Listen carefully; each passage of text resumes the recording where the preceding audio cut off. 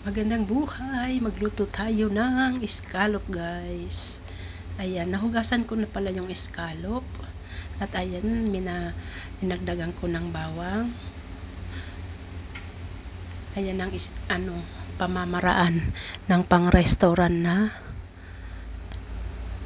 this Chinese dish.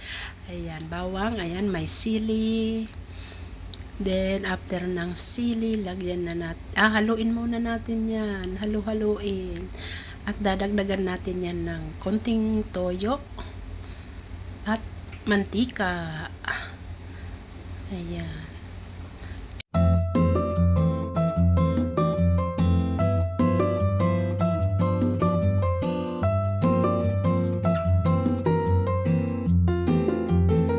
At ang kasama pala niyan ay vermicelli. Vermicelli yung kung tawagin sa Chinese ay fancy. Ayan. Nagbabad ako ng isang vermicelli. Isang pack lang yung tag $3 ba yun? Ayan. Set aside muna natin. At atin nang i-prepare ang vermicelli. Ayan, nilagyan ko pa pala ng konting toyo. Dinagdagan ko para sa lasa.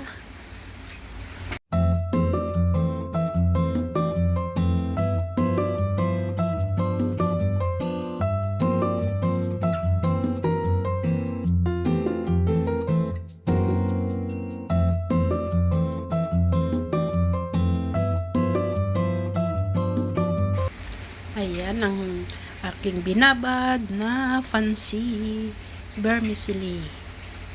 Ayan ang i-steam ko muna yan ng 4 minutes para lumambot. Meron na rin yung pampalasa.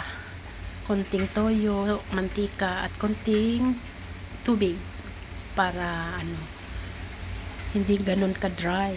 Ayan, ilagay na natin sa steaming pot at ating takpan yan.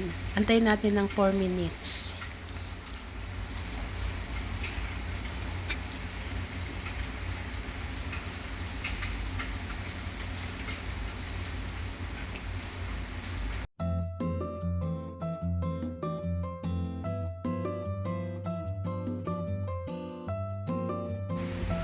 Ayan, after 4 minutes, ilagay na natin yung ating scallop sa ibabaw. Ayan, dahan-dahang ilagay. I-steam natin naman yan ng 3 minutes lang. Kasi pag na-overcook ang scallop, matigas, parang rubber. Ayan, kaya 3 minutes lang yan, guys.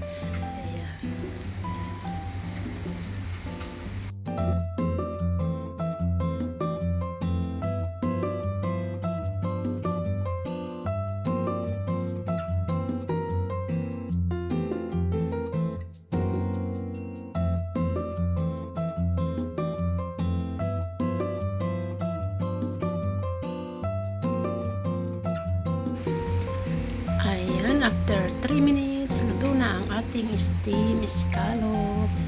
Nilagyan ko rin ng spring onion na dahon sa ibabaw, guys, para medyo masarap pa. Ayan.